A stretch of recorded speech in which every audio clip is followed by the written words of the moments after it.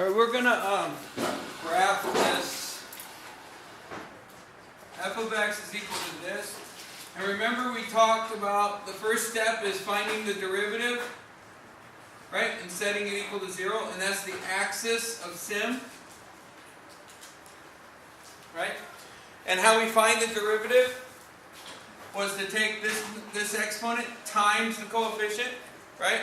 Or just think about it. It's always 2 times this first number. That's 6. And bring down the second number. That's 12. Okay? And then set equal to 0. So now I'm going to subtract 12. Subtract 12. And I get 6x is equal to minus 12. Right? And so then I divide by 6, I get x is equal to negative 2. And that's the axis of sim. Okay? Now, step 2 is to plug the axis of sim in. So you want to find f of the axis, and that will equal your vertex. Okay? So f of negative 2 equals 3 times negative 2 squared plus 12 times negative 2 minus 15. When I do this math, I get negative 2 squared is negative 2 times negative 2, which is a positive 2, right? Or sorry, which is a positive 4. Okay, so that's 4 times 3, which is 12. Plus, and then this would be a negative times a positive is a negative. And that would be 24, so minus 24. Minus 15, so minus 15. Yeah. So then that would be 12 minus 24, or minus 12, minus 15, right? So then that would be a minus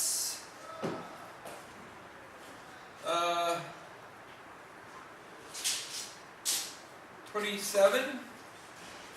Would be f of negative 2 would be equal to minus 27. So if I wrote that in a coordinate way, and that would be negative 20 or 2 and negative 20 and 27, and that's your vertex. Okay? Hey, did you send MTS down? He wanted to work with you. Okay. That's up to you. Yeah, I've got 6 kids plus 2 extras and 1 disgusting. I'm gonna send him back. Yep. I'm fine with him He here. didn't do anything wrong. I just can't have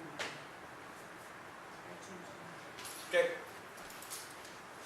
All right. Then I've got 3. Oh, Right? And the third step was to just find the f of the 0 is equal to c, right? And what that means is when I plug f of 0 in, I get 0. So 3 times 0 squared plus 12 times 0 minus 15. And that's 0, that cancels out. So f of 0 is equal to minus 15. So it's 0 and negative 15. And that is a point that I'm going to use. Okay? Now, for the last step, step 4 would be f of 2 times the axis. And that should equal c also. And I call this the check method. Okay? And what you do here is you plug in 2 times the axis. And the axis is negative 2. So I got 2 times negative 2. So that is f of negative 4. Right?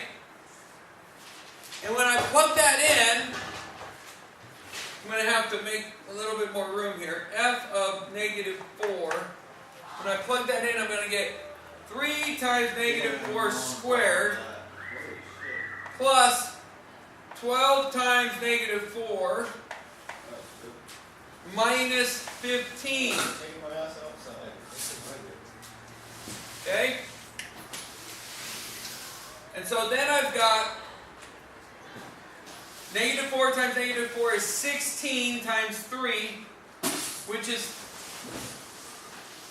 48.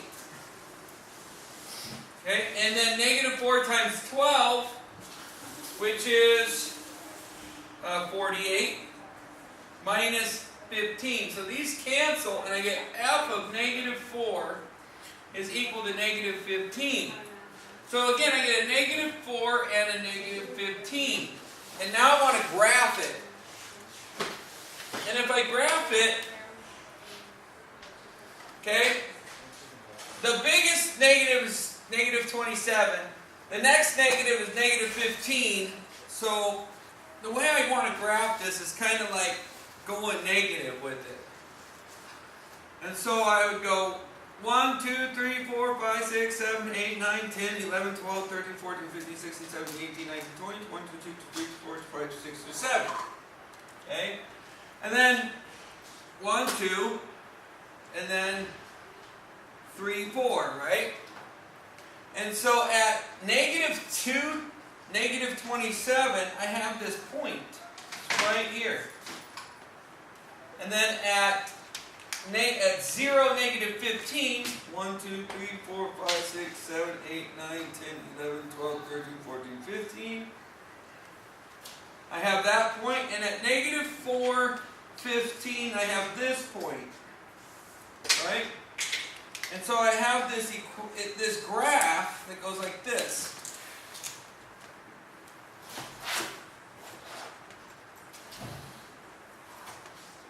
Right? And so, if I want to take that a little bit further and find out the x-intercepts, I can. Right? I can factor this, or I can plug it in the quadratic formula. Remember the chapter 7, was if I factored 3x squared plus 12x minus 15, and I said, well, what goes into all of that? The GCF is 3, right? So I have 3 times what's left, x squared. 3 goes into 12 4 times. 3 goes into 15 5 times. And then I bring the 3 down, and I say, well, I have x, and I have x, and I say, well, what multiplies to be 5, but it subtracts to be 4. So that's 5 and 4. Okay? Remember, this sign comes down. This sign kind of tells me that these are different. Okay? So we have this is equal to 0. So I can say, well, hey, x is going to equal to negative 5, or x is going to equal to 4. Right? And so negative 5 is right here, right? And you can see that going right towards it. Or 4, 1, 2, 3, 4, right? And you see it going right towards it. And that's where it crosses the x-axis, is at negative 5 and 4. And that's my plus 1. So this is a 4-step method plus 1.